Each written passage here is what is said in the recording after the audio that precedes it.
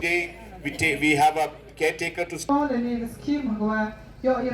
Today we have come down on schemes are available to protect from know that the maternal mortality rate of assistance for.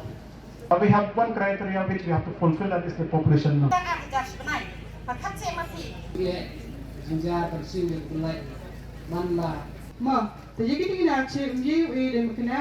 plant that they don't want to promote anymore.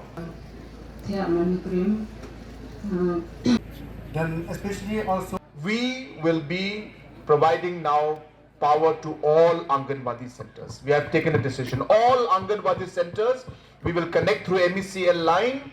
We will be giving a prepaid meter where you'll be able to use it in a rational manner.